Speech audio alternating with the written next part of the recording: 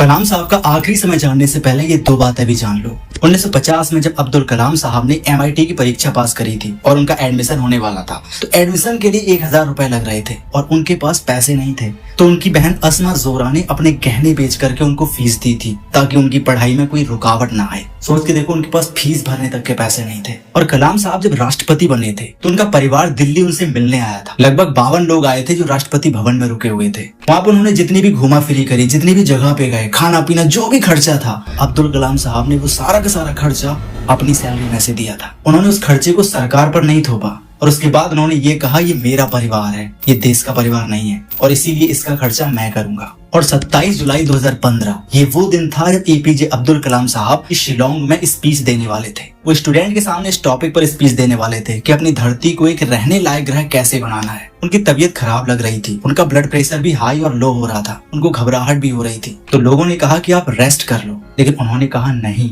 अगर मैं रेस्ट करूंगा तो स्टूडेंट मेरा वेट करते रहेंगे और मैं स्टूडेंट को वेट नहीं कराना चाहता। और उन्होंने इस चीज को इग्नोर करते हुए स्पीच दिया और स्पीच डिलीवर करने के 5 मिनट बाद ही उनको हार्ट अटैक आ गया और जिस वजह से वो स्टेज पर ही गिर पड़े। और आपको पता है उनके आखिरी शब्द क्या थे? जब वो स्टेज पर जा रहे थे तो उनके साथ जो इंसान जा रहा था, उन्होंने उस इंसान से कहा, funny guy, are you doing well? बस यही उनके आखिरी शब्द थे। और APJ अब्दुल कलाम साहब की पूरी स्टोरी पढ़ने के बाद मैंने जो सीखा है वो ये है कि आपका परिवार कैसे भी हालत में हो, आपका बचपन कितनी भी गरीबी में गुजरा हो, अगर वास्तविकता में सपनों को पूरा करने के लिए आपके अंदर जिद है तो आप डेफिनेटली उनको पूरा जरूर करोगे। और आपको पता होना चाहिए, जब APJ अब्दुल कलाम की मौत हुई थी उनके बाद उनकी पता है नेटवर्थ कितनी थी, उनके पास संपत्ति कितनी थी? ना कोई कार, ना कोई बंगला, ना ही कोई बहुत बड़ा सा बैंक बैलेंस, बस 2500 किताबें, 6 जोड़ी कपड़े और एक वीडा, बस यही थी उनकी पूरी संपत्ति जो कि उन्होंने पूरी जिंदगी में कमाई थी। तो कमेंट में आप ये बताओ कि आपने इनकी कहानी से क्या सीखा है।